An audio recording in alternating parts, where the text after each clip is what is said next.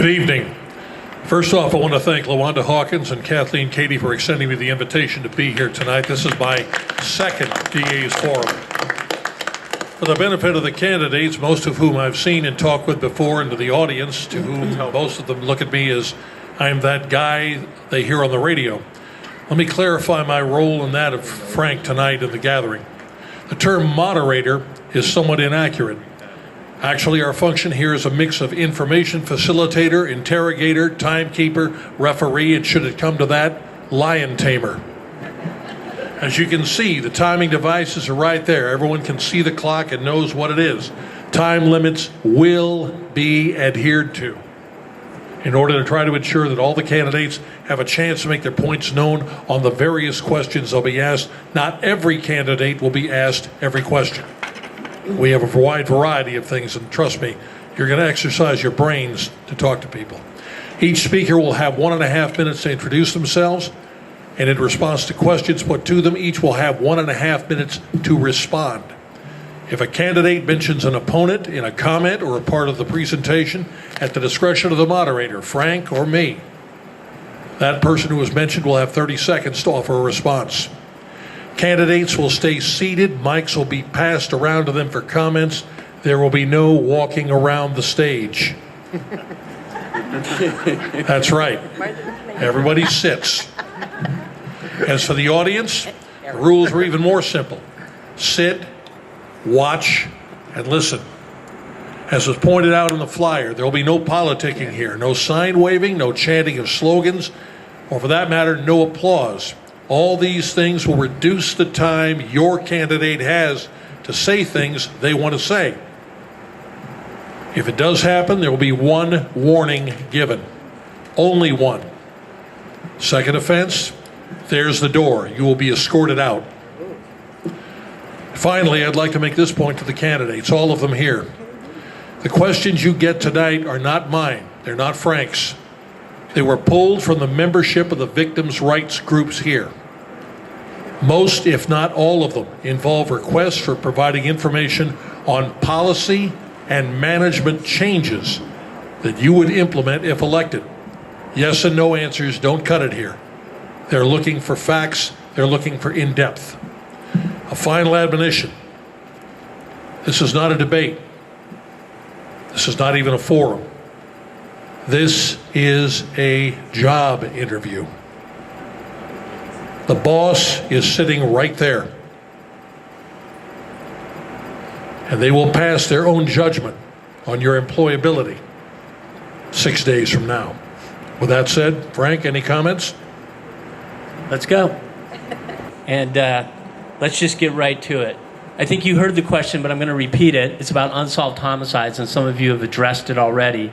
Would you support the creation of a countywide task force dedicated to reviewing unsolved homicides? How would you facilitate cooperation between different law enforcement agencies? And there's a couple of follow-ups here that I may throw out, but please, Judge Archuleta, if you could kick it off. All right, thank you. I absolutely support a cold case unit. We need interaction with LAPD, with the Sheriff's Department. I know that their resources are strapped, but this has to be a priority because many of you are here tonight because you feel left out and left behind, that your cases are not getting the attention that they merit, and that will change upon my election. One of the reasons that I decided to run and take the unpaid leave of absence to run for you was there was a father of a murder victim that I represented 16 years ago. He's one of the motivating factors for why I'm doing this. His daughter's killer, his only daughter's killer, was up for a parole board hearing. And he called me last year and said, Judge, I don't know what to do. I can't get any representation. I need your help. You need my help, and I will be working with you. I will need your help because it will be one of my top priorities to meet with each and every one of you individually with the IO that's assigned to your case from whatever agency it's from. And we're going to talk about what we can do to move your case forward so you can have some justice, some peace of mind and closure that you deserve, which is why I'm here tonight for you. Yes, I've met many of you well before I decided to run for district attorney. I've sat with some of you and talked to you about your cases. I've attended meetings where many of you have cases that are unsolved, where you're sitting around waiting at the phone to see if a detective or a police officer would call you to say that maybe they've found a new piece of evidence to file your case. My campaign is backed by 20 police officer associations within Los Angeles County. I will work with all of them to make sure that individuals' cases that are unsolved get the attention that they deserve. Many of these cases aren't major cases. They're cases of people of color. They're cases in lower socioeconomic areas that no one cares about. They're not wealthy people or rich people. They're just normal Angelenos. But everybody deserves the same justice under the law, no matter if it's a major case or not a major case. Because to all of you, your case is the most important. And as district attorney, we need to treat all of you equally. So I will work with all the police departments to make sure that unsolved cases get the attention that they deserve, that all victims and family members are contacted and kept in the loop on their cases, and all of you have a right to know what's going on with your case. Thank you. All right, thank you. Yes, of course, we need to solve unsolved murders. That's obvious. We need to get more law enforcement, get higher budgets, hire more people, higher salaries so we can recruit the best and brightest. We need to hire more district attorneys. There's over 200 vacancies. We need to hire them immediately. That's one of the first things I'm going to do. Maybe the first thing I'm going to do, so we can do cases, more cases, to get them done quickly and handle these situations. Now, we need to, if I win, I'm gonna get Bobcat. He's a cold case prosecutor. I'm gonna put him up there. He's gonna be in charge of my cold case unit. I mean, obviously we gotta get to solve murder cases. My great grandfather was murdered. I'll never solve it, obviously, but it's like in the 30s. And no, it's very serious. And the thing is, the way you stop crime isn't by the harsh punishments, the death penalty. Criminals, they're not rational. They don't think, oh wait, there's a death penalty, I'm not gonna kill someone. No, the way to stop crime is to increase the likelihood of getting caught. That's how you reduce crime. People who do these smash and grabs, they think they're not gonna get caught. If they got caught, if we increased policing and actually could catch people, that is gonna reduce crime. Putting someone in prison forever, they're not even gonna think about that. So I am into not having enhancements, and we can talk about that later. Thank you. Answer to that is absolutely. I think cold case leads the way as far as law enforcement goes. And that's because in the realm of law enforcement, if you let criminals know that we are never going to forget you, we are never going to forget your case, and we're always going to hunt you down till the end of days if you kill someone in our county, that sends an important message. Also, cold case uses the most advanced technology the law enforcement has at its disposal. So I think it would be absolutely important to get a countywide task force going. I'm equipped to do that on day one. I'm currently embedded with the sheriff team as a cold case prosecutor, so I know how to do it. We need to get local agencies to buy into it.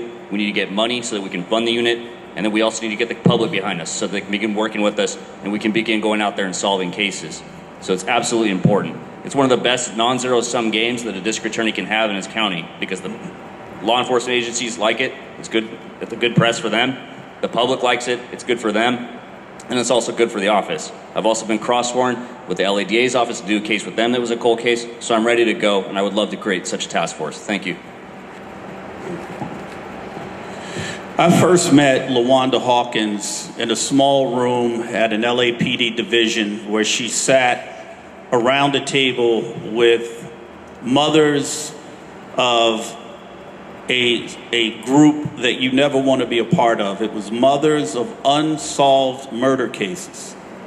I was a major crimes DA at the time. Someone invited me along, and I sat and listened as each mother told the story of her unsolved case. And to say that being there with them was impactful beyond anything I had experienced before is a great understatement. These are cases that get forgotten about. They fall through the cracks. And let me tell you, if you're the mother of a murdered child and the police have not been able to tell you who did it or why it happened, the anxiety that gives rise to is incomparable to any other uncomfortable feeling that you have ever had. Because when you're at the supermarket, when you're at church, when somebody's waving to you from across the street, you have no idea whether that person might have been involved in the killing of your loved one or not. That's the kind of mind state that you live in until somebody gives you answers. So of course, the district attorney has to collaborate with the LA County Chiefs of Police, the LA County Sheriff, and make sure that they are putting the resources behind solving those cases, that they don't give up on those cases, so that when the evidence is collected, we have prosecutors ready to go Mr. McKinney. and prosecute. Thank you. From my vantage point on the bench for almost the last 20 years, I have come to the bracing reality that at times there is a definite lack of talent by those who represent victims of crime. Not all prosecutors are created equal. Not all detectives are created equal. And if we're going to solve unsolved homicides, we have to dedicate the brightest and best within the prosecutor's office, and we have to work with law enforcement to make sure that the very best individuals research and work up the cases. And both the prosecution and law enforcement have to work together. I have worked so many cases where they come in front of me and I say, well, you need to do this, you need to do that. And I just scratch my head and say, why didn't they think of that themselves? And I think we would really reduce the number of unsolved homicides if we brought that talent to the table. I also want to, and I don't have time to talk about it, so I will pass the mic.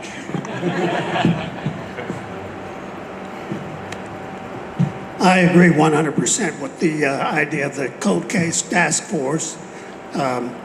Murder has no statute of limitations. We work those cases. We get those arrest warrants out. Even if you've left the jurisdiction, we can track you down. We get the investigators coupled with the district attorneys, the experienced district attorneys, to work those cases, give fresh eyes on them, and try to get those things solved. I completely disagree. A comment made earlier about that race is a factor, that less effort if you're a person of color, more effort if you're white. I don't agree with that at all. I've been a lawyer for 45 years, a judge for 24 years, a prosecutor for 12 years. That has not been my experience. I don't agree with it, and if that were the case, we would certainly look into it. Another comment was made about the death penalty in LWOP, life without the possibility of parole, not being a deterrent. They throw that out all the time. I disagree. It is a deterrent. And the one thing we must all recognize, it's at least a deterrent to the person who gets the death penalty or the person who gets life without the possibility of parole. I agree with that, and we'll work that if I'm district attorney to the full extent possible. Look, I don't think that you're going to get any disagreement up here about the need to be a part of a task force that works as its primary goal to solve unsolved murders. I think we're all dedicated to that idea.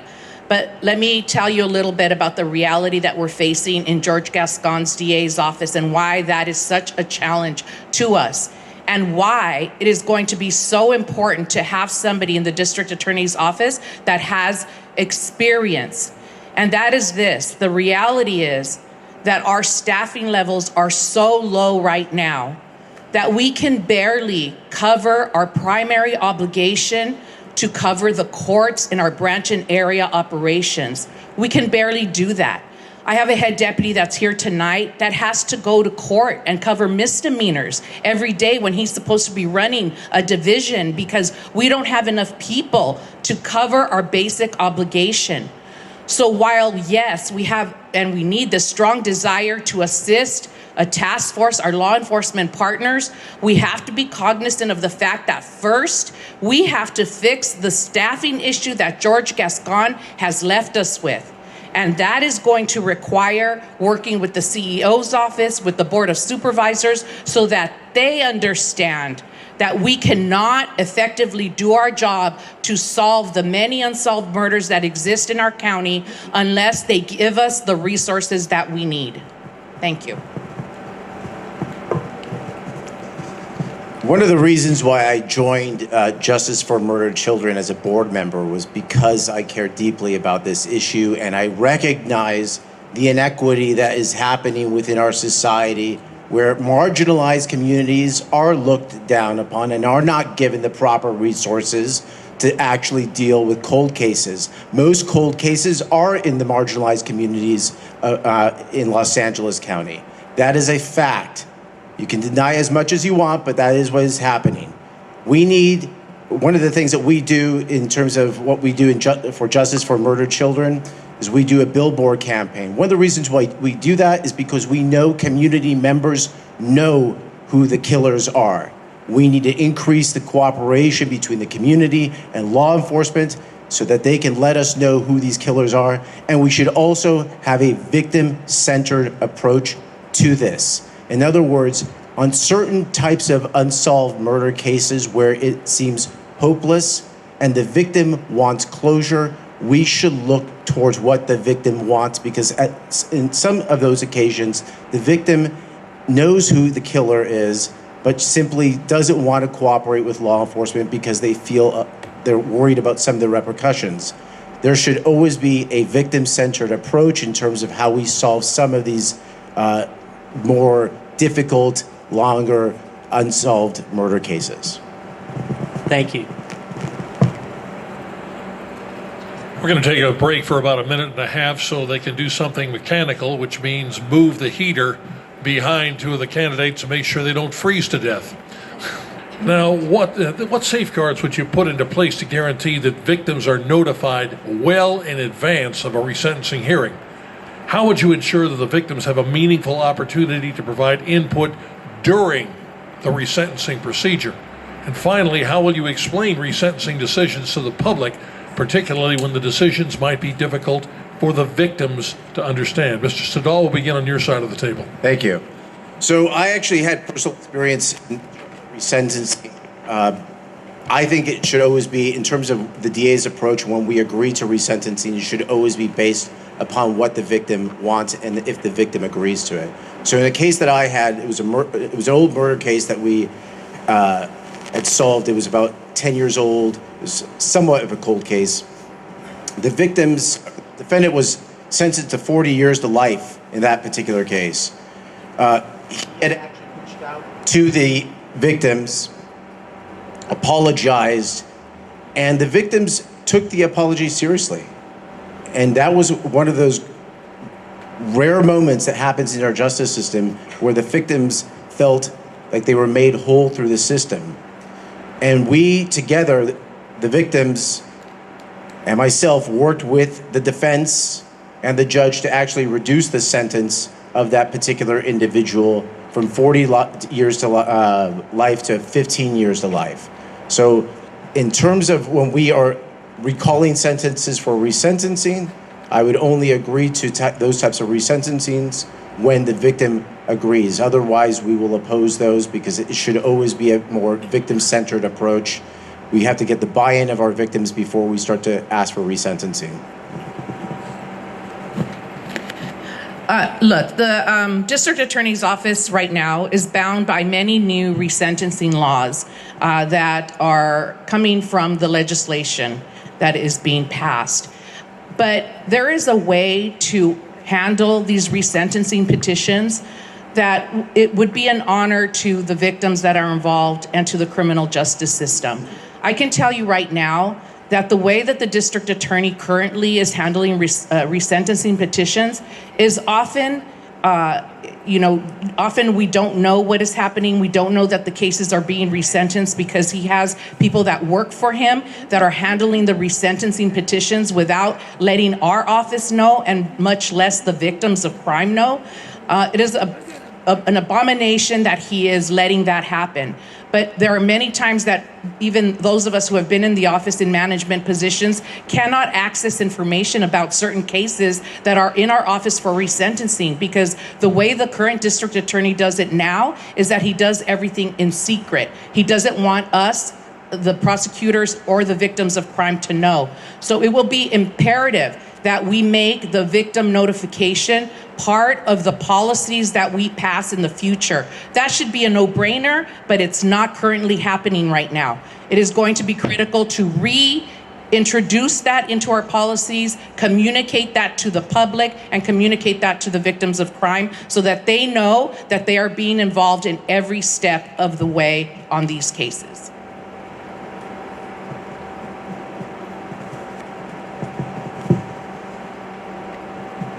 As a judge, I've handled writs where the writ was filed, where the request was to reduce or resentence an individual. I've actually handled those matters personally as a judge on a number of occasions.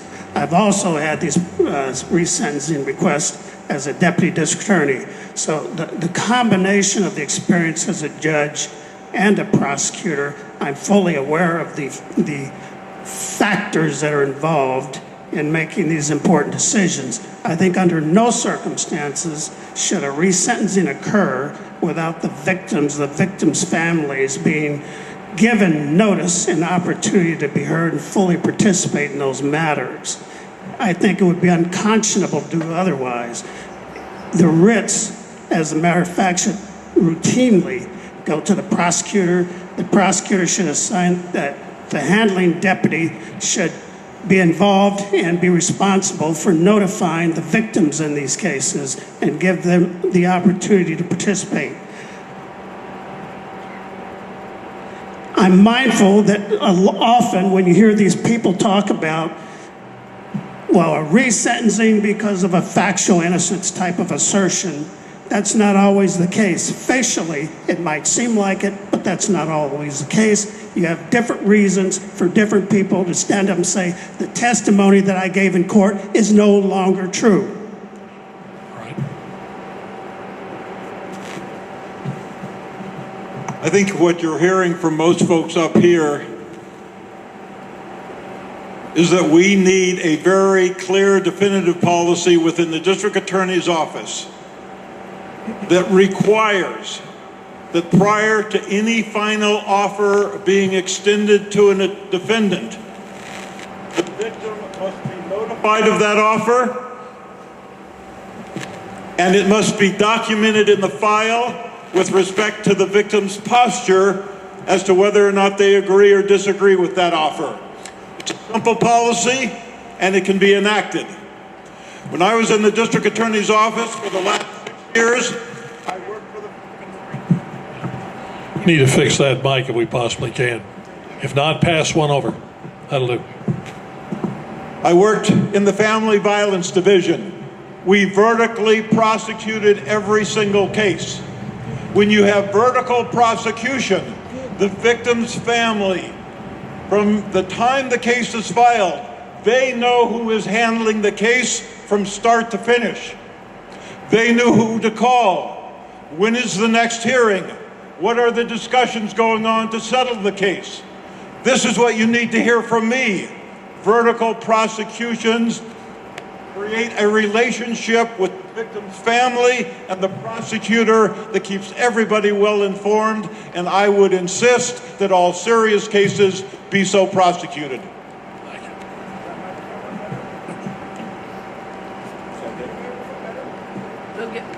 Do we need time to have that microphone checked? I think it works better. All right, go ahead. All right, going back to the number one enumerated right in Marcy's laws, to treat victims with dignity and respect. That means putting them on notice as soon as we find out that there has been a motion to sentence someone. We have got to let them know. And it's not easy as a prosecutor who's had to do that. It's not easy going back to the surviving family members of a murder victim and saying, I'm sorry, but that case you fought has to be fought all over again. But they deserve to know. Next, the process has to be transparent. As Maria said, it can't take place in a closet. It can't take place under the cover of night. It can't all take place in the public defender's office. We need transparency. Things have to be put in writing and put on the record. But at the end of the day, the prosecutor has to make a decision whether resentencing is appropriate in the case or not. Because there are times when a person was over-sentenced. There are times when a person will have proven to put in the work to show that he or she is rehabilitated and deserves some time off. And there are going to be times when the victims in those cases don't necessarily agree with granting a little grace and mercy in those cases. So I disagree with Eric that we let victims decide that. Prosecutors have to decide ultimately whether we agree to the resentencing or not. Time.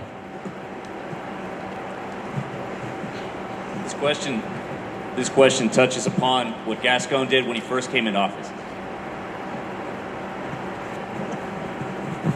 This question touches upon what happened when Gascón first came into office. He issued a series of blanket policies. If I was elected, this is one blanket policy that I would have, even though I'm opposed to blanket policies in general. Anytime we got notice of a resentencing that had been filed by a defendant or his lawyer, we'd immediately inform the victim's family about it to let them know. Then we'd also want to set up some type of meeting with them, even if it's just digital, to get their input on what they want to do in this matter. We need to get away from defendant-focused policies and move back to being victim-focused, as they're our number one priority. And then we need to hear from them and then do what they say to the best of our abilities. But the public needs to understand that Sacramento is severely tying our hands as prosecutors lately with the laws that they're passing. And there's only so much we can do. So we need to get creative, and we need to start thinking about how to make sure we continue to get justice for victims, even when the laws in Sacramento are making it harder and harder every year. Thank you.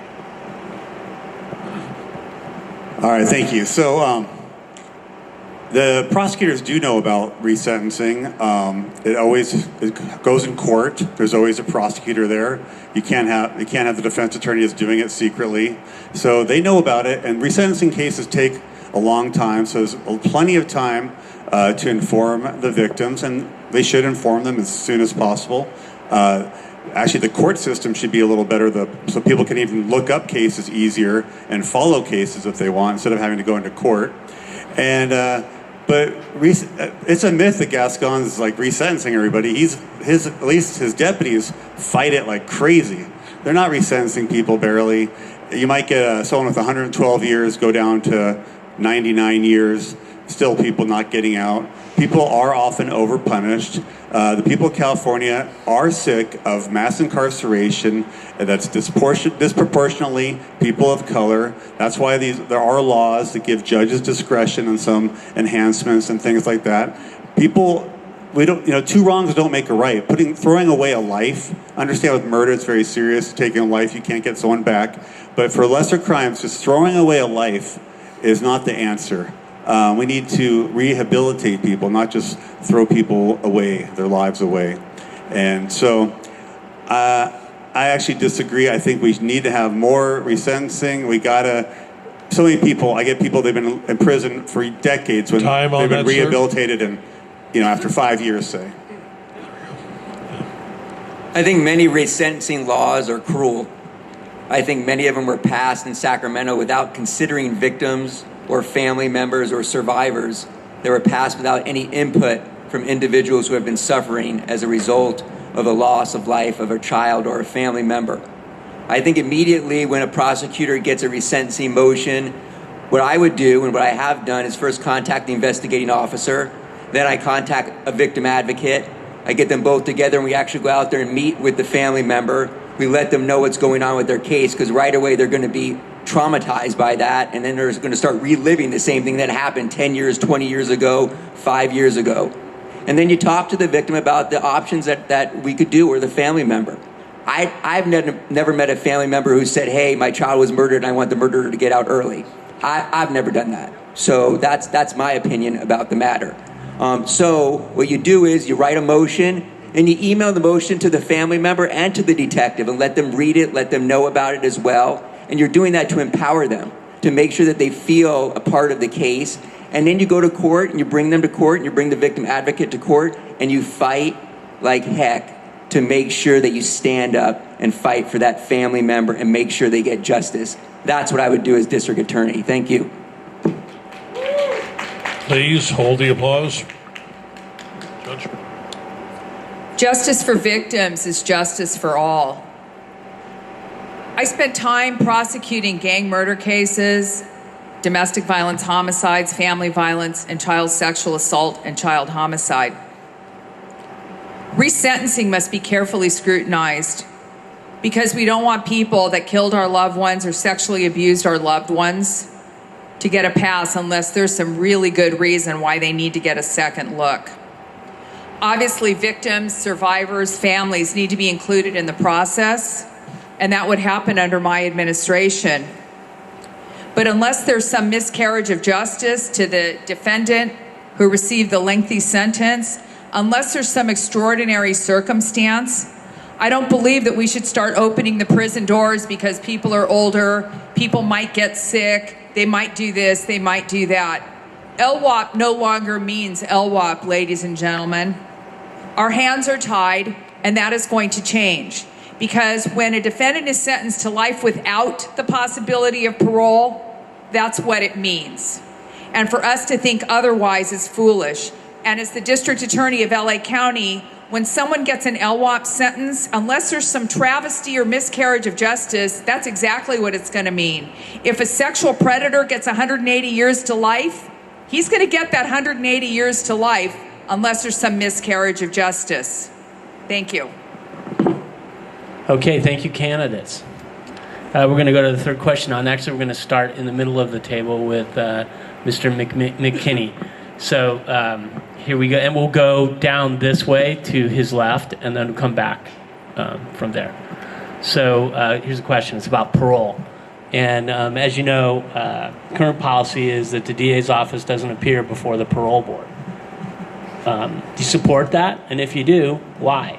The second part of this is, if you do, should victims have some way, an alternative way of being notified when a parole hearing is coming up, and what should the depth of their participation be? So please take it away. George Gascón, on his first day in office, abdicated the DA's responsibility to staff lifer hearings or parole hearings. I couldn't disagree with that policy more, and if I were to become the next district attorney, that would change on the first day, and DAs would be dispatched on that day to attend parole hearings. It is a travesty that the public is not represented at those hearings, because we have a big responsibility at those hearings, not the least of which is to be there if the victim should appear and want to give a victim impact statement. But our larger responsibility in being there is to make sure the commissioners who ultimately will make the decision are working with a complete and accurate record of the underlying crime, and also understand the record of the inmate while he was in prison. Deputy DAs get access to that information. Victims do not. And sadly, victims are going to these hearings now by themselves, unsupported. I had a victim who went to a hearing, and she told me that one of the commissioners was eating a salad while she was giving her victim impact testimony. That would not have happened if there was a deputy DA just in the room. So we have to staff these hearings, no excuse for it. I actually wrote legislation that would have made that a mandatory requirement for all DAs throughout the state, but it didn't get out of the legislature. When I was in the district attorney's office, I attended literally hundreds of parole hearings. But what troubled me then, and it troubles me now, oftentimes that unit was handled in such a way that you drive out to the state prison never having had an opportunity to look at the files before you got out to the prison. There was no opportunity to call up the victim and say, 20 years after your loved one was murdered, how is that still impacting your life? Because I need to share that with the commissioners who are considering granting parole. So the whole approach to conducting parole hearings must be far more vigorous and must be far more thought out so that the victim is actually represented in that parole hearing room.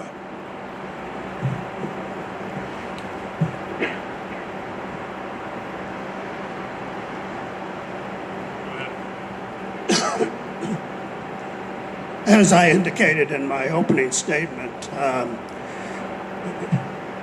I would immediately reinstate the lifer parole hearings. Victims have an absolute right to attend and be given the notice and opportunity to be heard, and they ought to be accompanied by a deputy district attorney at each and every one of those parole hearings. For 30 years, each one of us that was in the district attorney's office knew what our obligation was to our victims. We knew that we had an obligation to them to file the appropriate charges. We knew that we had an obligation to them to inform them of every step of the criminal case. We knew that we wanted to be there for them at sentencing and after sentencing at the parole hearings. We didn't need Marcy's Law to tell us that that was our obligation as district attorneys. We knew that. And it is critical that our duty and obligation and service to all of you as victim and victim families extend beyond the case in court, that it extend to the parole hearing. And it is a travesty that victims of crime today and families have had to hire outside counsel like Katie, who does an amazing job, by the way, and we have to thank her for that. But it is a travesty that they have to do that because it is our responsibility to be there for the victims. And if I am elected district attorney, that is going to be a priority, that we are there for victims and families from the beginning of the case until the end, whatever the end may be, and even if the end doesn't come, we will be there for you. I think in one of the last debates, I said one of the things I wanted to do as district attorney was to put Kathy Katie back in retirement. Many of you who are here today know Kathy Katie because you have had to have someone represent you that was not your deputy district attorney. We will have deputy district attorneys, even retired deputy district attorneys back from retirement on as a return to the office, actually attending parole hearings. We will make sure that victims of crime are represented. We will make sure that Kathy Katie and all the other lawyers that are with her are put out of business because we will actually be doing the people's business. Let me say this. There is an absolute need for a deputy district attorney to be there at a parole hearing because they get the entire file and they keep the parole board and the defense lawyer that the defendant gets, they keep them on track. They make sure that they are being truthful. They are making sure that the record is accurate.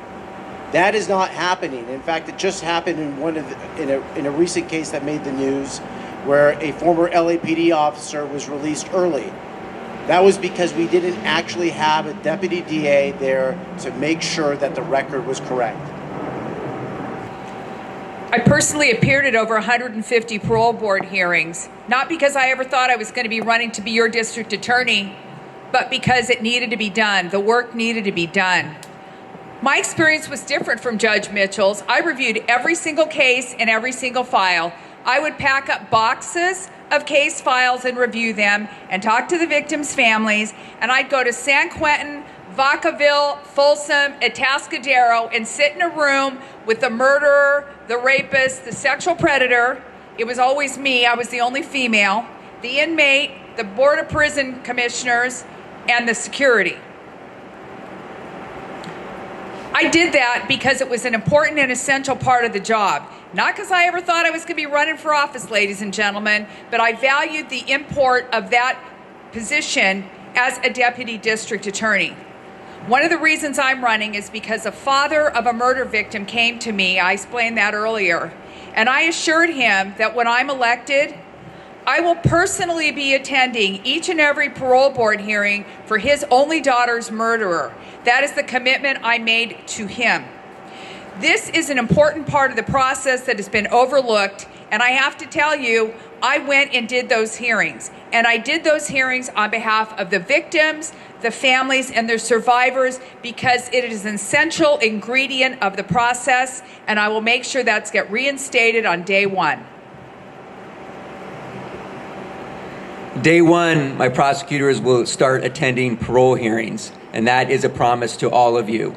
George Gascón said a prosecutor's job ends at sentencing. He couldn't be more wrong. We allowed a person who has absolutely no idea how to be a prosecutor, who's never once actually been a prosecutor, set policy here in Los Angeles County. And as a result, so many victims, so many family members, so many survivors have been robbed of justice. And so as a result of that, we need a prosecutor who actually knows how to do the job, who's actually done the job, who actually is willing to lead from the front and lead by example and make sure that we prioritize victims and survivors and surviving family members. It is a tragedy to allow family members to go to parole hearings by themselves and face the murderer of their child or face their rapist if they were raped by that person and not have anybody there to support and fight for them. That is cruel. That is cruel. And that is a horrible thing that our district attorney has done, and he refuses to change that policy. Day one, I will send my prosecutors back to parole hearings. Thank you. Thank you. Yeah, I have no problem with deputy district attorneys going to parole hearings. That's fine, as long as they're objective. A lot of times people get in this kind of tunnel vision. They just want to go for the jugular and just keep people in prison forever. Parole boards aren't bleeding heart liberals. They don't just let people out all the time. Maybe an LAPD officer, that might be a reason why. But but I agree. They should be there. The victims should have someone there who can read the file. But I think I'm also in favor of what someone else mentioned, where there's restorative justice, where victims and the killer or whatever, sometimes there is healing and there is forgiveness and mercy, and people feel a lot better about that. Not all families of murder victims are in favor of the death penalty. Some of them do think they should get out at some point in their life. So I know everyone's different, and the deputy district attorney needs to be very objective and maybe talk to the victim and maybe try to get, there'll never be closure, obviously, and if a family member of mine was killed, I would probably want to hunt them down and kill them. I understand that, but there are laws, and we do have to have justice, and we shouldn't just necessarily throw a life away. Thank you. Even though they took one. I agree with the other. Here, this one's good. I agree with the other DAs. On day one, this has got to change. The DA's got to go to the parole hearings. But I think Hatami said it best. He talked about how cruel this whole process is. Why is it that in California that victims, after they've testified in trial, that they've gone through the trauma of having to do all that, face the person that actually did this thing to a loved one or themselves, then has to go before a parole board many years later, year after year, every 2 years, whatever it is? That's ridiculous. We need to seize the narrative of law enforcement and begin to show the public that this is going on, and we need to end this cruelty. It's a horrible thing to become a victim in California because you're left with this recurring nightmare that has to keep going on, and we need to end that. And that's what I would try and do as DA. Thank you. Shift now we are to the question on not defendants' rights, but victims' rights.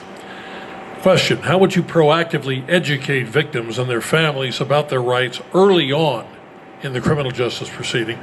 What would you do to ensure that information on those rights is available in multiple languages? Recognizing, of course, the fact we've got an extremely diverse community here in Los Angeles County. And finally, do you think that the DA's office should provide direct advocacy service for victims, or would you strengthen relationship with community organizations that should do that job? Judge Archuleta, let's start with you on that one. Under Marcy's law, the victims are entitled to be included from the get-go of these cases. When I was in the office, we used to work with victim witness advocates. We would oftentimes, in the gang cases, have to relocate witnesses for their own protection. So yes, we need to have victim witness advocacy. Once again, there's a lot of federal funding, state funding, and local funding, and that will be a priority upon my election and my administration, just like it used to be before we've gone off the rails. Obviously, we need some community engagement.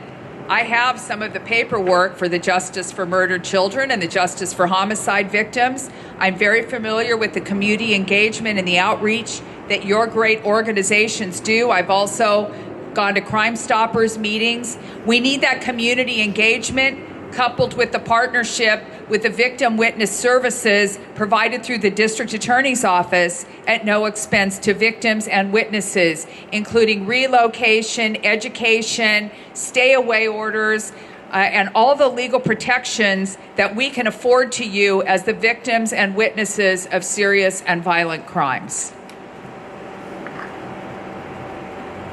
As a member of the Complex Child Abuse Unit that goes under the Family Violence Division, daily when we file cases, we immediately get with our detectives and go out and talk to the family members of victims and survivors. We talk to the close family about their case, what's going on with the case, what do they want to have happen in the case. We let them know what's the procedures and process and how sometimes these cases can take a very, very long time. In addition to that, we work with the victim advocates.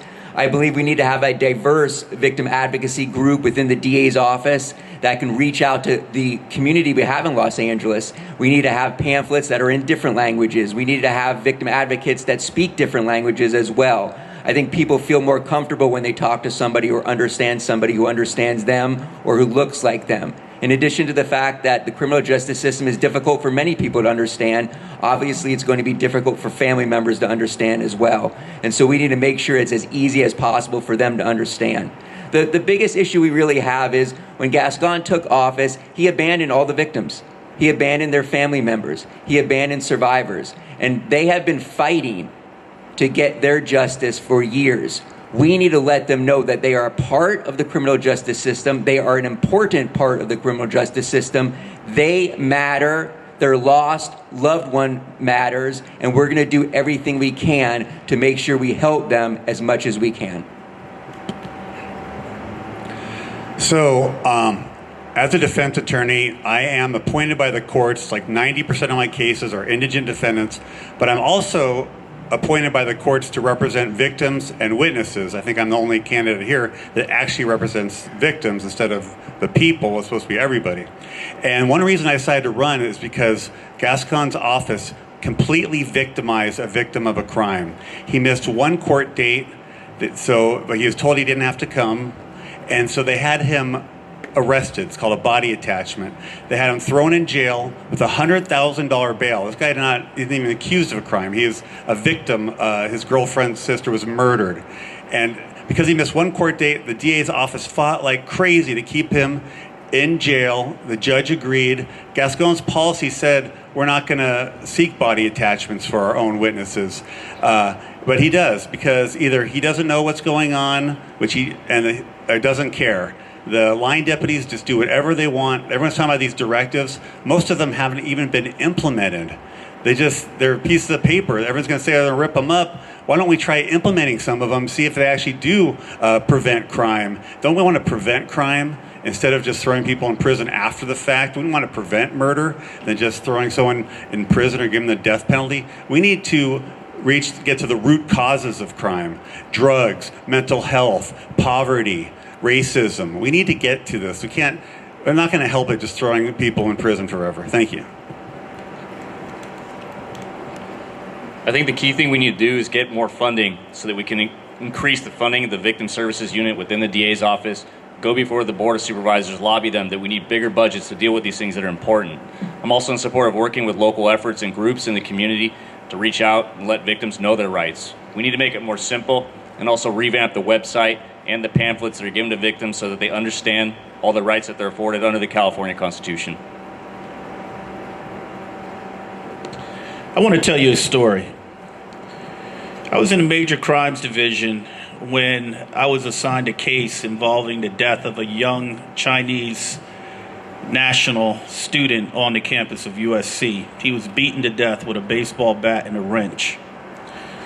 And as I went about the work of filing the case, I found out that his parents had just flown into Los Angeles from China. I immediately was struck by the desire to want to go meet them, to let them know that we cared about them and that we were going to do everything in our power, that we were going to move heaven and earth to make sure there was justice in their case. So I got a victim advocate, and we had to hire a translator interpreter. We went over to their hotel room, and when I tell you I walked in the saddest room I had ever been in my life, it was that room.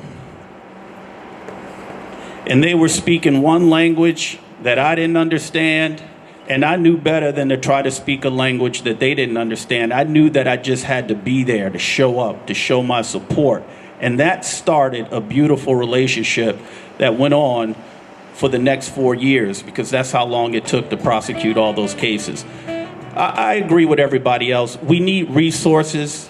We need to remove the barriers to justice that exist between populations and groups that don't speak English. It's our responsibility to do that, to make sure they have access to justice. Time.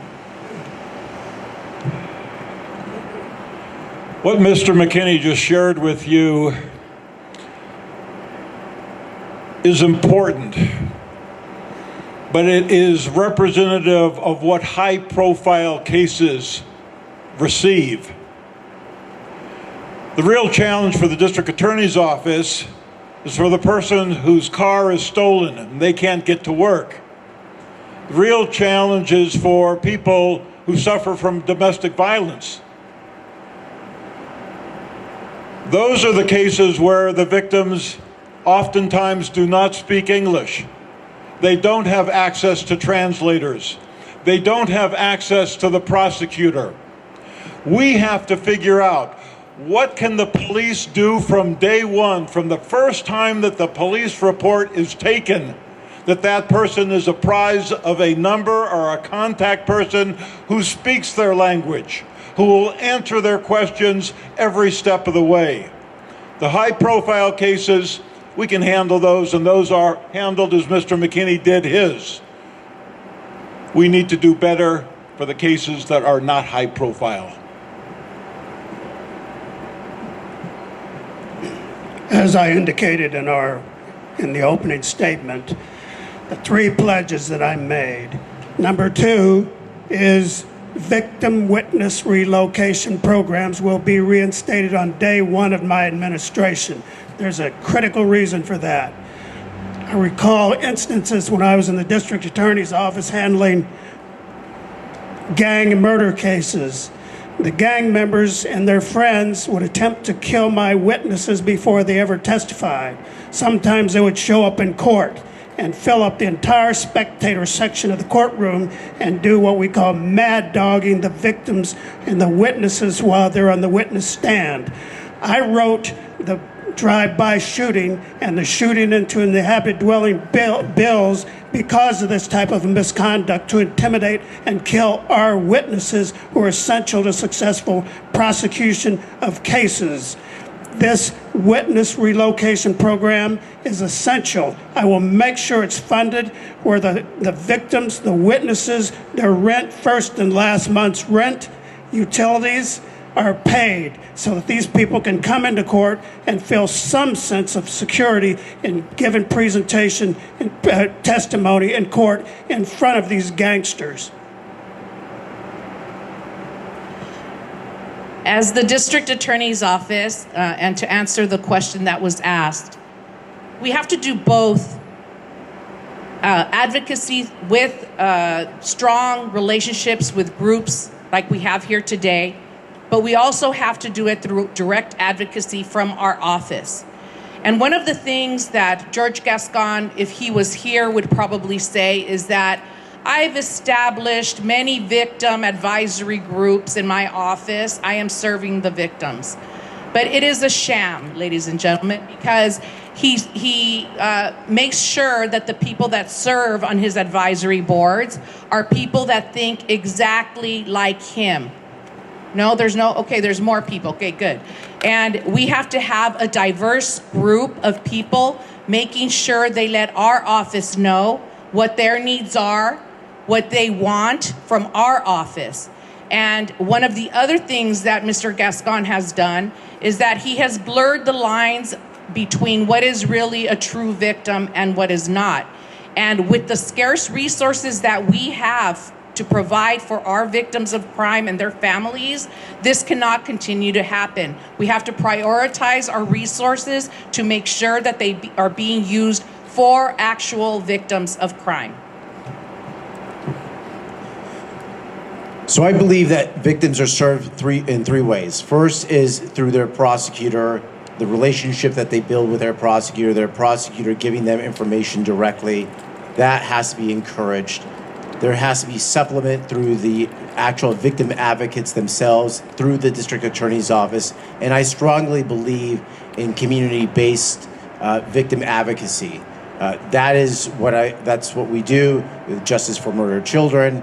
I receive calls from some of our other board members when they're at court, when they're frightened, when their victims are frightened about what they need to do in order to protect their rights.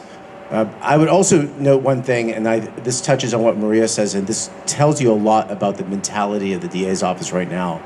I was on a call with the administration about restorative justice projects they wanted. And so they wanted basically to bring in the rapist with the person who was raped together. And I said, well, what happens when the person who was raped doesn't want to meet the person who raped her? What do you do? And they said, we'll just get someone else. And that's the problem. Their attitude is that they're fungible. Victims are fungible. And this is the fundamental problem that we have right now in this office. That's why things need to change. They don't understand what victims are. Thank you. Okay. Hopefully this mic works. Next question is about technology in the courtroom. You can see we're a little technologically challenged here, but I think we're getting through it. This is about WebEx, and it's sort of shocking to know that the DA in some cases can appear by WebEx. And I'm wondering, if that's if you guys are cool with that, if you're elected. The second part of this question, though, is about victims. Would it be okay for victims to appear by WebEx? And I guess because of our technological challenges, we'll start down at that end and work our way back with the mics that we have. Thank you. So for certain types of pretrials where it's just an administrative portion of the hearing, I don't have a problem with deputy DAs appearing by WebEx. I think it's an efficient way to handle multiple cases, especially if you're in a specialized unit that handles cases all throughout the county of Los Angeles. It's an efficient way. We're severely understaffed. The one thing we do not want are deputies spending hours and hours on the freeway. As for victims appearing on WebEx, I'm not sure how that would work, because are we talking about with victims testifying, or because that's generally when victims would appear in court, is when they're testifying or they're giving a victim impact statement. And so I think those types of critical moments, the victims should be present in court, just like the district attorney should be present and everyone else in those critical stages. So I wanted to clarify. So if a victim, for instance, lives out of state and kind of wants to listen in on a hearing, they're absolutely. not testifying, Yes. What is your position on that, and would you advocate for that in a courtroom? Yeah, in fact, we actually had that in one of my last cases where the victim's family lived in Arizona. So no, I fully embrace that idea that the victim can listen in to a hearing, especially a critical part of a hearing. So yeah, yes, 100% in support of that. I thought you were talking about victim impact statements, or if a victim was testified. I just didn't see how you could feasibly do that. I think a couple of the challenges that we have with WebEx, and if you don't know, WebEx is what the court system uses to make remote appearances, and that came out of the COVID epidemic when we couldn't all be in the courtroom. And it's kind of carried over past the COVID epidemic and is being used now. And like Eric said, there are many positive aspects of using WebEx to save time for the lawyers. I agree that we shouldn't use it when it is an impactful appearance for, victims' impact statements should be in person. When victims testify, they have to be in person. But one of the challenges would be making sure that the courts agree to allow the victim to listen in. So that's one challenge. The other challenge, as a person who has actually made appearances on WebEx, it's a horrible system. You can't hear anything. And so I think that there has to be some technological advances before it actually is a tool that is a benefit to us. Yeah, there is a benefit to allowing WebEx for certain types of proceedings. When I was a judge, sometimes the arraignments were conducted through WebEx. As far as victims, however, I think the question was clarified, victims listening in, but you cannot go beyond that because you compromise a defendant's right to confront and cross-examine his accusers and things like that. He has a right to have that person testify in court, even in victim impact statements. As far as deputy DAs being present, I think at the critical stages of any proceedings, that deputy DA should be present in court. I concur with pretty much everything that has been said. Obviously, if we can speed up certain matters by using WebEx so that the time that we have between 8:30 and 4:30 when the courts are open can be allocated to really slow down when proceedings need to slow down, WebEx is our friend. With respect to victims and families being able to listen to proceedings, Ms. Katie, I am absolutely in favor of them being able to follow those proceedings via WebEx pretty much at all times. I really think that when victims and their families listen to the various proceedings, when people are better educated and informed, they become more comfortable with the criminal justice system, they have more confidence in that system, and that is all positive. And it ultimately will result in victims feeling more comfortable about actually coming to court and saying what needs to be said, even in very pressurized and challenging circumstances.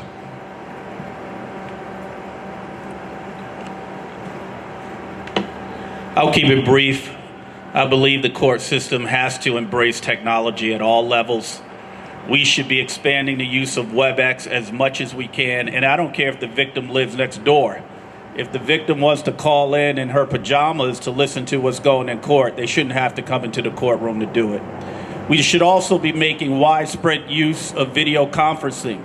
There's no reason why the sheriff should have to operate the largest transportation system in the county of Los Angeles, moving inmates all over the county when we can have them line up in front of a camera and have their hearings from the county jail. So I'm all for the court system shaking off the identifier of a bunch of Luddites and moving into the modern era with modern technology.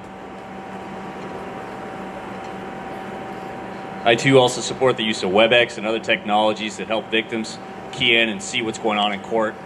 And as much as possible, if you can get approval from a judge and a defense attorney, you can have them testify virtually. I'd support that when we can do it also. I think it's important though, because the public needs to trust us. And I think the more that we let the victims in on the process so that they can hear what's going on in court, that it gives more confidence in the system. And so I'm all for it. I'm actually against WebEx in most situations. I'm actually in the courts every day. I've been in more courts than everyone since the pandemic combined, and I know what happens. I never try to do WebEx unless I have to, but I have to be in two courts at the same time, which I try to avoid. You want to be able to talk to the opposing side. They need to talk to each other in person to figure out what's going to happen, even if that's just going to be, oh, we're setting it for another date. So much happens when you're face-to-face with the prosecutor and the defense attorney. So I would encourage my deputies, and most of them are in the same courthouse the whole time, but most of them don't travel all over the place. Go to the courtroom, be there, and be there at 8:30. I've never been to court after a prosecutor's been there. I'm always there at 8:30. They walk in at 9:15, 9:30. It's crazy. That's when you can actually talk to them before the court starts calling the cases. So get there on time, my deputies. I don't like to be a harsh boss, but get there on time. Be there in person. Let's sort of drop off on the idea of the criticism of timing here, okay? Excuse me? Let's sort of drop off on the idea of criticizing the DA's office as a whole for not showing up on time. No, I get along with tons of... I work with them more than anybody, probably. Yes, I but you're advocating and pointing to the fact that you show up on time and they don't. Let's not do a Okay, blanket. well, I'm telling it like it is. Okay.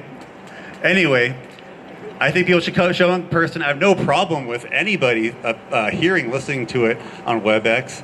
I think we should have cameras in the courtroom. I agree, everyone should be educated.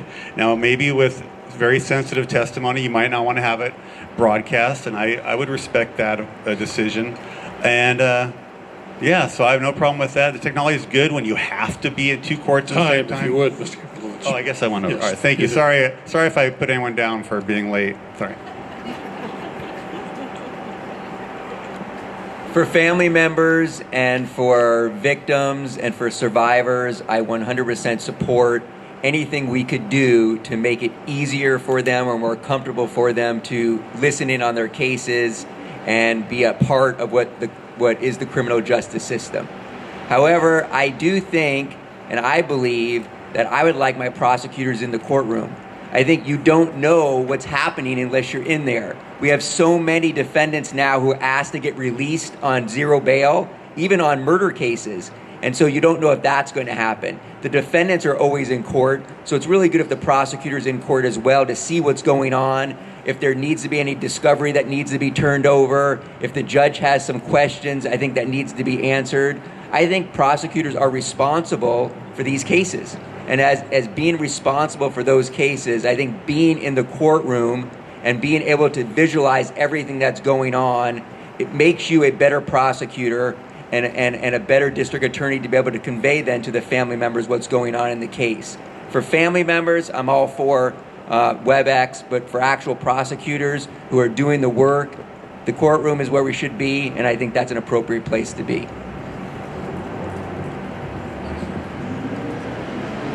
I can't believe I'm going to agree with my two opponents next to me.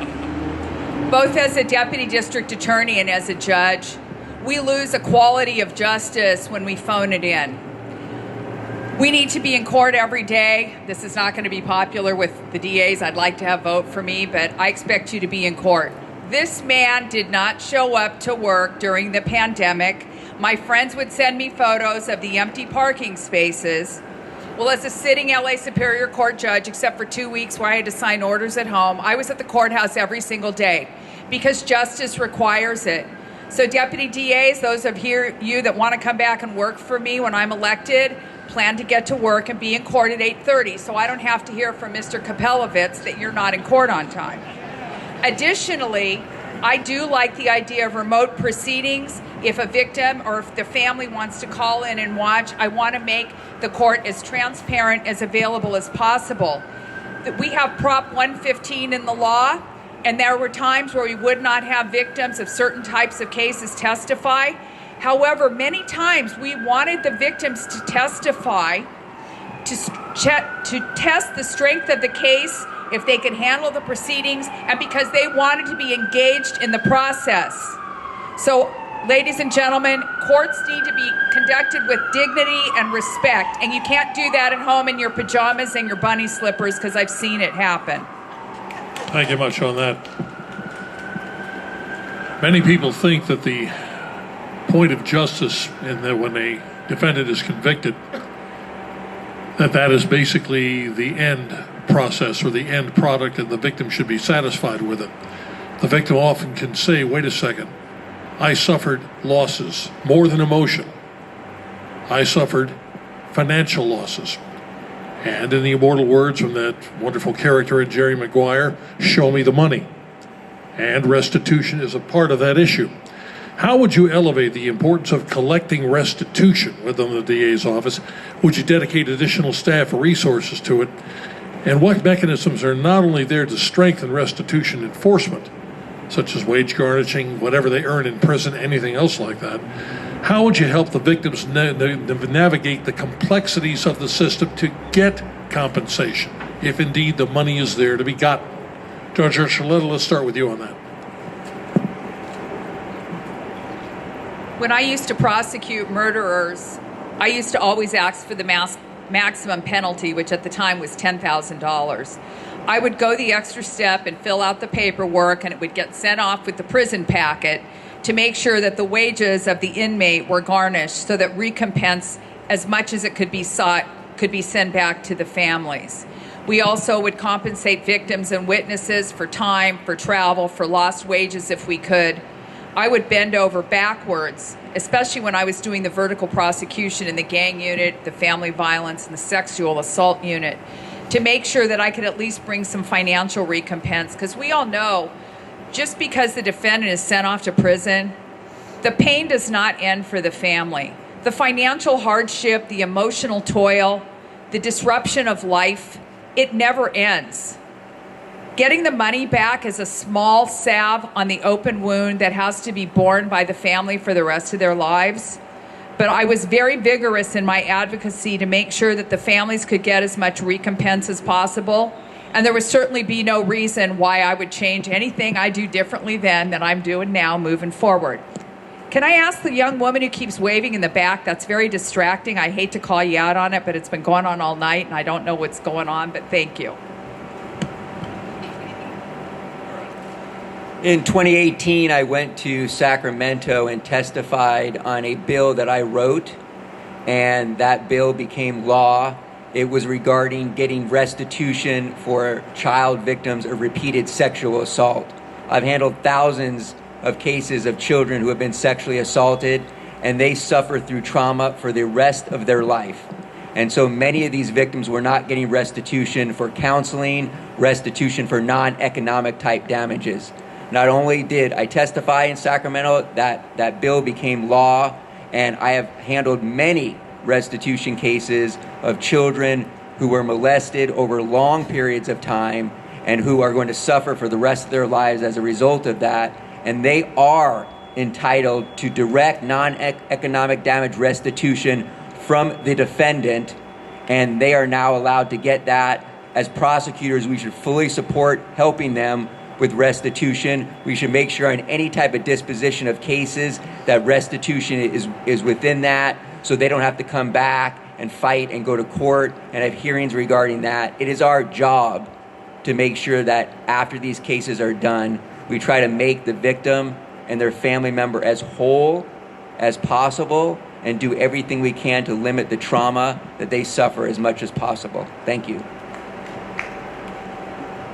Now, the restitution laws are actually very pro-victim, pretty much, except for non-economic damages, pretty much anything they even show, any proof, a receipt or anything, they get awarded. Now, the problem is, when you send someone to prison, they don't make much money. They get paid, what, $1 an hour or something, so they're not going to be able to pay restitution. They do get like half their money, if they're given money by family members, goes to restitution. And I haven't really thought this out because I thought of this like 30 seconds ago, but I think we pay an insane amount of bar dues, and instead of going to these crazy things that the bar does and makes our lives miserable, it should go to restitution funds, and actually, so they can actually get paid restitution. It's most likely, in almost most cases, the defendants cannot pay. It goes to collections, they don't pay collections, people don't get restitution. Now for lower level crimes, you can make it a part of the deal. Okay, if you make them whole for whatever, the stolen goods or the broken whatever, then you know they get a better deal, and they do that now. So I agree, people should be made whole, but right now it's a broken system because you don't make much money in prison to pay anyone off. All right, thank you. Victims' rights and their hearts would be the core of the mission of my administration if I was elected district attorney. And I know this is one area, restitution, that can be very painful for victims when they see the defendant later and he's not making payments. And it's tough because jurisdiction sometimes goes to CDCR once it's adjudicated and done in state court, once the order has already been made. But it touches upon the earlier question. We need to have a robust victim advocate division in our office that has the funding, that it can be able to set up restitution hearings, it can communicate to victims if they don't know their rights, that they can have these things given to them for restitution and things of that nature. So again, we need to make sure that victims come first and that they get what they can as soon as possible. Thank you. Thank you. So Pete, for the last year and a half, I've been supervising a misdemeanor court. And the biggest challenge that we faced when it comes to restitution is getting the victim to come to court to claim the restitution. I know it sounds crazy, but we have situations where we've lined up the prosecution and gotten the defendant to agree to pay restitution, and sometimes they've actually brought money orders to court, but we can't get the victims to come to court to make the claim. That's why the third part of the question was, how would you help the victims navigate the process so that they will show up? Thank you. And literally you hit them with, show me the money, here it is. That's right. And Mr. Masson touched on it. We need the resources, not just to hire new deputy DAs, but we need support staff. We need paralegals. We need restitution specialists who can reach out to these victims and help them navigate how to get paid. We send letters. We sometimes go out to the homes and ring the doorbell, but it's very difficult to get in touch with folks when they're working all day. So I think the answer is more resources to help with this problem.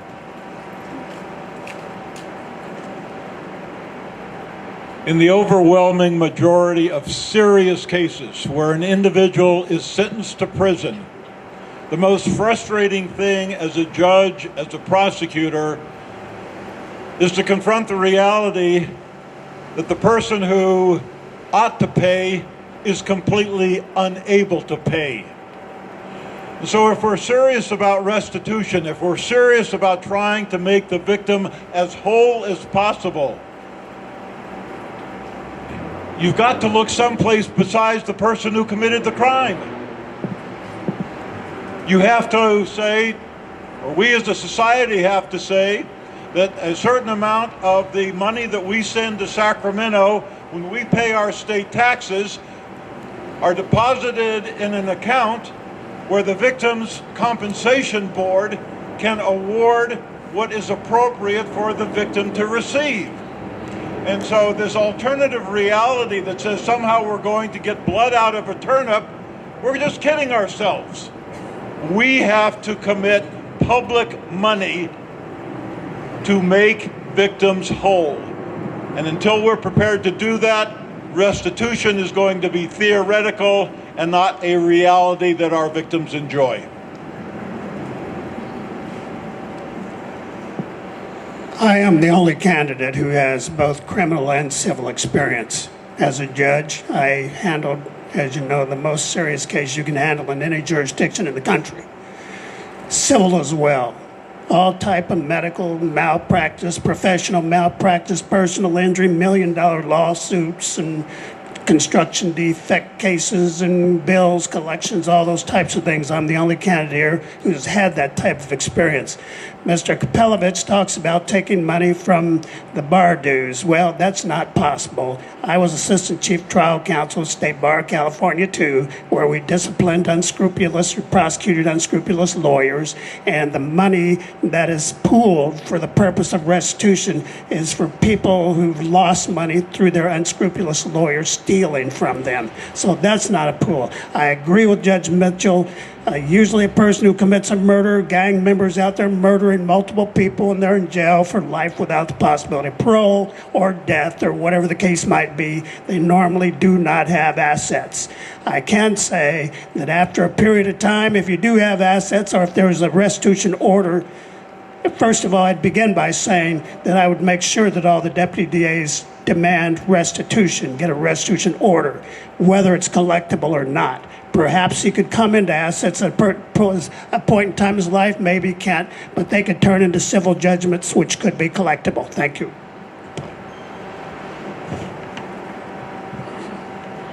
I think the reality is that every day our deputy DAs ask for victim restitution and do a pretty good job of making sure that the victim restitution is ordered. We have victim advocates that do a pretty good job of making sure that They are in contact with our victims. And I also agree with Judge Mitchell that the problem is that victims are not made whole because we don't have sufficient funds in the Victim Restitution Fund to make them whole and for it to be meaningful. So as district attorney, I think the best thing that we can do, our efforts I think would be more meaningful if we advocated for funding legislation in Sacramento to make sure that the funding in the Victim Restitution Fund is robust, that it is enough to make a difference in our victims' and families' lives. So that's what I would do.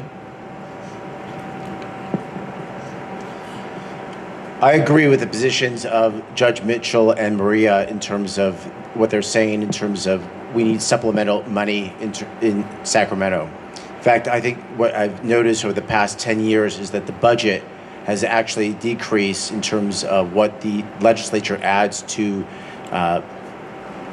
victim services and the victim relocation services as well. We've seen the governor, starting from Jerry Brown all the way through Newsom, continue to slash the budget as it relates to victim relocation. The other thing I think that is important, and this goes more towards small business, but small business right now is getting destroyed in terms of vandalism and theft. And insurance is not paying for it because the insurance deductible is going through the roof because that's if the business is able to get insurance. So one of the things that we need to do is make sure that the restitution is never needed in the first place. And that means we need to start actually enforcing our quality of life crimes here in the state of in Los Angeles County, which we are not doing right now. And we also need to reform Prop 47 to make sure that habitual offenders are actually put in state prison instead of continuing to victimize small businesses. We're now going to go, if we would, to the last of our questions here. And this deals with the juvenile justice system. What role, if any, do you see for the DA's office in diversion programs and reducing juvenile incarceration? What specific programs or models would you expand or implement? And when it comes to the concept of rehabilitation, how would you balance rehabilitation with the need to hold young offenders actually accountable for crimes they commit? What are the alternatives to a traditional incarceration? Something that might work. Mr. Siddall, we'll start with you on that end. Well, I would rebuild the Division of Juvenile Justice. I think that absolutely needs to happen because right now what we did was we eliminated the infrastructure in terms of how we deal with some of the most serious, most violent offenders. The Division of Juvenile Justice was actually developing a lot of rehabilitative programs. These were quality rehabilitative programs, and we simply got rid of it and then left it at the county level. And the county has done a terrible job in terms of rebuilding the equivalent of the Division of Juvenile Justice. And we see that on a daily basis in terms of what is going on with the probation department. So I think we should rebuild the Division of Juvenile Justice, reinstitute those programs that we have there. That's how you're going to deal with a lot of these violent offenders that are right now just being simply released. In fact, I've had a number of MS-13 cases where the juvenile offender was released only after serving 6 years in custody simply because the facilities in the county level are so atrocious. I think that the juvenile justice system is the one place where we can really make a difference in our criminal justice system. And it is interesting that when George Gascón took office, this is one of the things he said that he wanted to completely change, to completely reform, is the way that we deal with juveniles in our juvenile justice system. He has done nothing to change what we have been doing in the past. It is important to establish diversion programs which are in place right now with community-based organizations. However, community-based organizations are often at the maximum capacity and can no longer take more juveniles. So I think it's incumbent on the district attorney to also have programs within our office, be part of the solution, and also create diversion programs within our office that will help and alleviate the stress that the community-based organizations are under. And when we're talking about rehabilitation versus accountability, We have to make sure that we charge the crimes that these juveniles are committing. George Gascón forbade us from charging the appropriate charges. He told us, file the least possible charge that relates to the crime. Do not file enhancements. So what are we doing in that case? We are presenting to the court a false narrative about what the juvenile is involved with. That is not going to change things. We know as parents that there has to be accountability before we can rehabilitate any of our juveniles. I recognize that juveniles, depending on their age and their state of maturity, there should be separate treatment. But let me tell you just a little story. There was a case where an older man in his 70s putting gas in his car, and the juveniles came by and they beat him down to the ground and robbed him and took the gas can and set him on fire after sprinkling or pouring the gas all over him. People who have that type of a mindset, you got to look at public protection first. In an instance like that, I say those individuals, if they're 16 and above, ought to be tried as an adult. But I'm not. Juveniles, you just have to look at their level of maturity. At a time when I was in the prosecution into this business, we had levels of treating them: home on probation for certain cases, short-term camp, long-term camp, and CYA. Those were appropriate dispositions for certain youngsters. But once you do the seriousness and the egregiousness of the crime reaches a certain level, you've got to treat it seriously, and you've got to switch to public protection. Thank you.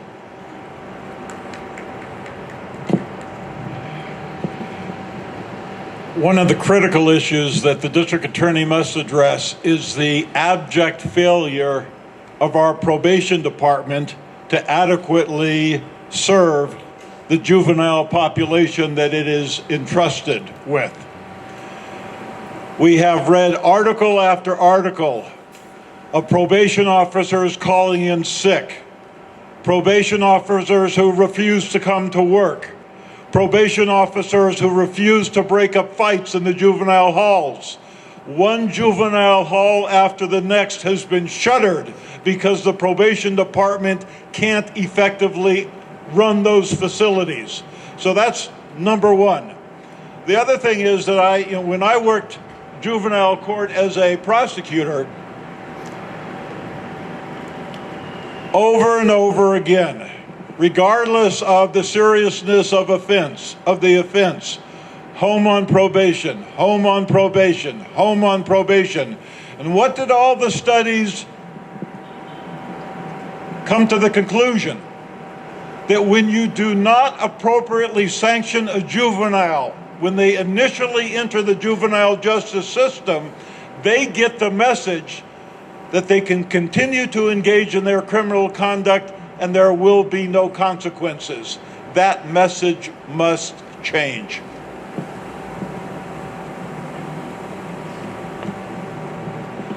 Let me start by saying that Judge Mitchell's comments about the probation department, I think, are somewhat unfair in light of the fact that many probation officers have had their hands tied in dealing with some pretty seriously violent juveniles who are being housed in our juvenile facilities.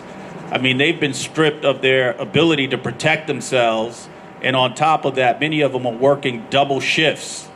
They're woefully understaffed, just like our office and just like just about every other law enforcement agency in the county. But I do agree with Judge Mitchell when he says that the role of a juvenile judge is to stand in loco parentis. That means stand in the shoes of the parent when that juvenile doesn't have adequate guidance in his or her life. And what we see all too often are young men, mostly, coming before judges and given endless opportunities to go back home after they've repeatedly violated the terms and conditions of their probation.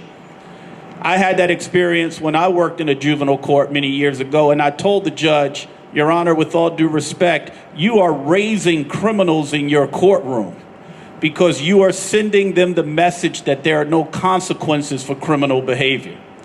So we have to change that if we ever hope to really meaningfully rehabilitate our juveniles. I think juvenile justice touches upon the most important part of the justice system overall and what it can do to make communities safe in the future. However, at the same time, we need to do rehabilitation earlier. We need to do programs that hit at-risk youth individuals before the bigger problems start happening. And with the technologies we have now, we're able to pick these up early. We know when individuals are at risk and maybe need some type of help. There's a variety of different programs we could implement, such as Thinking for a Change, or cognitive programs that have shown that they do work. At the same time, though, this is one area that Gascón always touts. He always talks about what a travesty it is that the 17-year-old is now serving prison time with the 50-year-old. And that's not good, no doubt about it. But what about the victims in that scenario? Why are we focused so much on the defendant, who probably did something really awful if he's in state prison, and not asking the victim, what about you? What is your opinion? Restorative justice does matter. If the victim's family says, hey, I'm okay with that. I want a lighter sentence because he didn't know fully. He wasn't fully developed. That's fine. But at the same time, if a victim's family says, no, I don't agree with that, then we need to do the right thing. There's been a lot of messing around with juveniles and not a lot of finding out, and we need to end that, and I would under my administration. The goal should always be, first of all, rehabilitation when difficult. We do need more funding for everything, for more attorneys, more beds and treatment programs. Everything needs more funding, basically, better facilities. The facilities are insanely horrible right now, all facilities.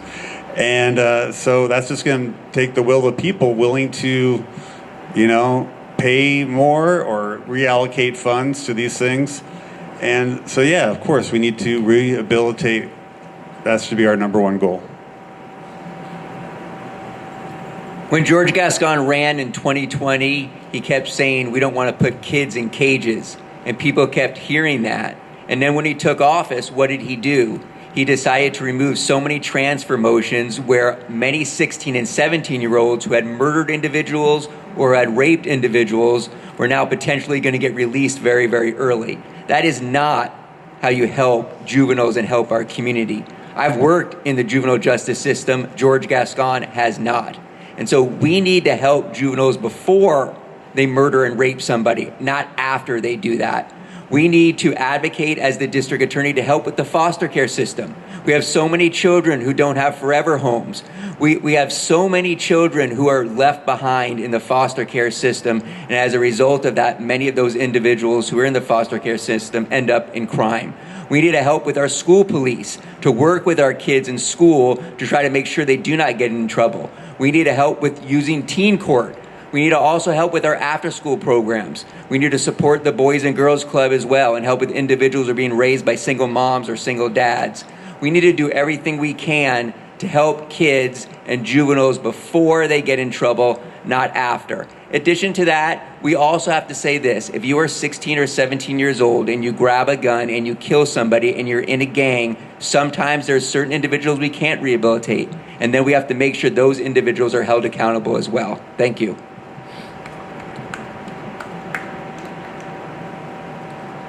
Sitting as a juvenile dependency court judge, I've seen firsthand the failings of the foster care system. I also have George Gascón's policy directives on youth justice. What's shocking to me is he had a blanket policy that if you were a foster care youth and you were beaten out of your foster parent, you would not be prosecuted. He also abolished the chronic truancy program so that parents that did not send their children to school, there was no consequences. The only way out for a lot of these kids in foster care is to go to school and get their education. I focused on that as a judge in the juvenile dependency court because half of the kids in foster care end up homeless and the rest end up dead or in prison. Some children and juveniles are beyond redemption, sadly. If you're an adult and you do an adult crime where you use a gun, you rape or murder, you're going to do the adult time. Hannah Tubbs is a prime example. Everybody here knows who Hannah Tubbs is.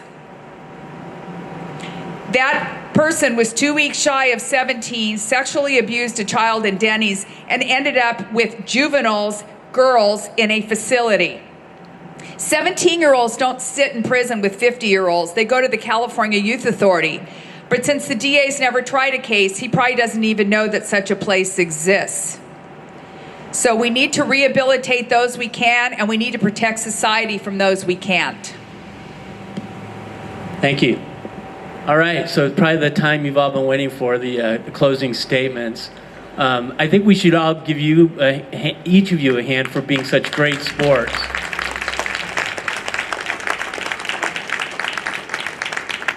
But I want to admonish you for not creating enough hot air in here to keep us all a little bit warmer. Anyway, so closing statements are a minute, and what we'll do is we'll just start with Judge Archuleta and work our way down the table. We'll keep it to a minute, and that way everybody can get back to the warmth of their families or their cars. And again, thank you so much, all of you, for coming tonight. So Judge Archuleta, if you'd start, that'd be great. In a minute, you said? A minute, yes.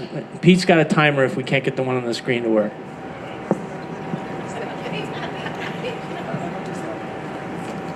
Is it time to go? All right. Everybody here tonight agrees that he needs to go. The question for you is who is going to replace him? And I urge you, ladies and gentlemen, to vote for Judge Debra Archuleta for District Attorney, and I will tell you why. There's many fine colleagues in the district attorneys up here tonight from the office. They can't beat the boss. We've had outsiders who didn't show up tonight from the U.S. Attorney's Office. They can't beat the boss. They've never been in the office in a day. I work for every district attorney from Ira Reiner to Jackie Lacey. I have friends in the office that are clamoring for me to come back. And frankly, we need a change and a fresh perspective, because when you put on the black robe, you have an overarching view of the criminal justice system, and that's what we need moving forward. Thank you. There are 5 days left until this election is over. I consider this the most important election that is facing all of you. It is the most important. I am here fighting for all of you. I'm also fighting for my 2 children who are here in this audience. I'm fighting for my wife, who's the mother of my children and who is a police officer in the sheriff's department. And I was the first one to step forward before anybody was running for district attorney. And I will fight for you as district attorney from day one, and making sure that all of you in this community are safe. Thank you. Thank you. Now, if you want to get rid of George Gascón, you should vote for me, because I am the only person that can beat him here. This is a very progressive county. If he goes against anyone else who are all saying they're more punitive, more into mass incarceration than Gascón, than him, all of them are, they're going to split the vote anyway, but I'm the only one that can beat him. So I would vote for me. If you don't think I'm the greatest against all these people, if you want to get rid of Gascón, I'm the guy. Sometimes it takes a defense attorney to really make things happen. Just like it took Nixon to go to China. I understand the criminal mind more than anybody. I deal with thousands of people. I know what's going on. I know how to prevent crime, which should be the main goal. And so if you really want to reduce crime, want to treat people equally, you want true justice, vote for me. Thank you. You guys have a historic amount of choices this year when you vote, and many of them are really, really good choices. It's almost becoming more of a situation where you want to pick your flavor, what type of DA's office you want to have. And we could go through each one, why each candidate has such a good potential. Particularly Mr. McKinney, he's elite. If you look him up, you understand who he is in the office. He's a great candidate. But this is different times, and different times call for a different candidate. And that's why I'm asking that the public vote for Bobcat, because we need to make a bold choice, a reset, to show criminals that, look, we're not taking this anymore. As a 4th-generation Angelino, I love this place. I love this county and every neighborhood that makes it up, and I love the people that make LA what LA is. So if you want a DA that has heart and somebody that's committed to bringing the office back to the position of #1 nationwide, that's me. And I want to get this place ready for the Olympics by 2028 so that we can show the whole world that we're a beautiful city. And we don't want those French tourists stuck here because their cars got stolen. Thank you. All right, good evening. In 2020, deputy DAs took to social media warning their family and friends against voting for this guy who was coming down from San Francisco. because they were already on notice about what he did to San Francisco. And those deputy DAs said, please support the incumbent, then DA Jackie Lacey. Well, most recently, those same deputy DAs voted, and 355 voted. And the question was, who among the 12 people running for DA would they like to see be the next leader of the DA's office? And nearly 65% of them voted for me. The reason they voted for me is because they've worked with me for the last 25 years. They've seen me at my best. They've seen me move heaven and hell for victims. I suggest that if you're still undecided, you listen to them. I had a heart-to-heart talk with my campaign manager. And he said, you know, Craig, Gascón probably is going to make it into the general election simply because he's the incumbent. And there is a candidate who has had more money than all of us combined. You've seen his commercials on TV over and over again. And of course, what strikes me when I watch those commercials, he talks about being a former federal prosecutor. He talks about being the president of the Ethics Commission. What doesn't he tell you? He doesn't tell you that for the last 10 years, he has been a criminal defense lawyer. And is that who we want to lead the district attorney's office? I argue it is not. Voters, please take the time to choose between the people who are here tonight and reject those who are not. Time. Hold the applause, please.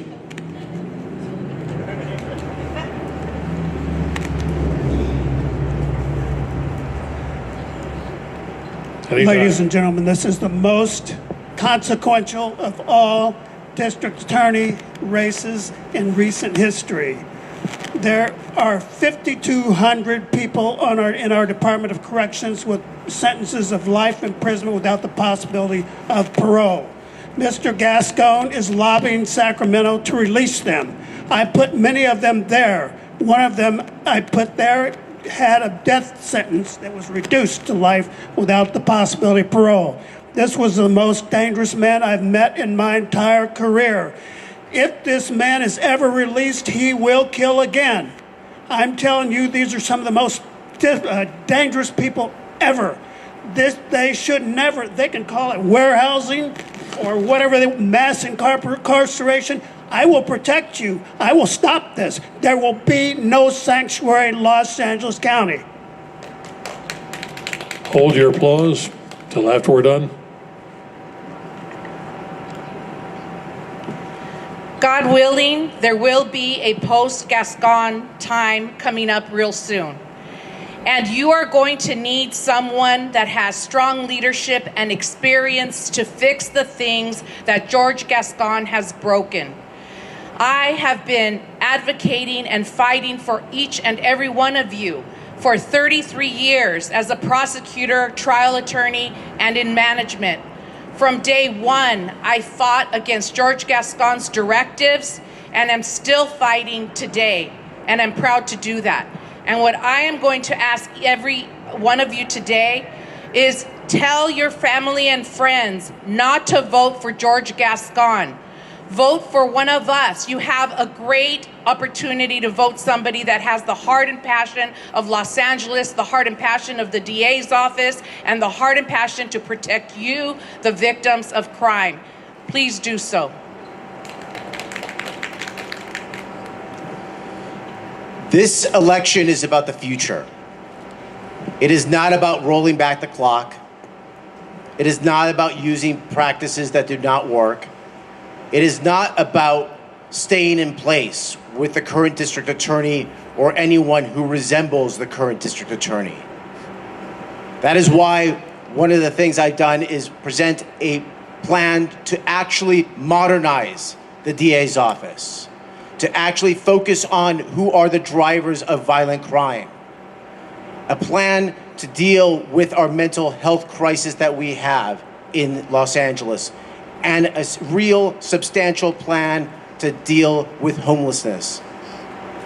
You can see all of it on my website. If you go to ericforda.com, it's all in there. That is the plan for the future. This is about the future. This is not about George Gascón anymore. This is about how do we make our communities safer, both today and tomorrow and in the next 20 years. Time. I've got one last question for all the people on this panel. If one of you was lucky enough to be, in November, elected DA to replace George Gascón, show of hands, would you give serious consideration to hiring one or more of the people on the panel right now with you to be part of your senior management staff? What does that say about the caliber of people you have here? I'd like to thank everyone for being here tonight, for putting up with the cold, for putting up with our questioning, putting up with answers, but I want to thank the candidates also. Very rarely have I seen people focus on the idea of changing policy, for changing the protocols and practices, and actually calling out the 5 minor queens up there on the hill to say we are going to need money to reform this system to make it safe. It's about time we reach into our wallets and make it a reality. To everyone here tonight, thank you for being here. A round of applause for all the candidates here.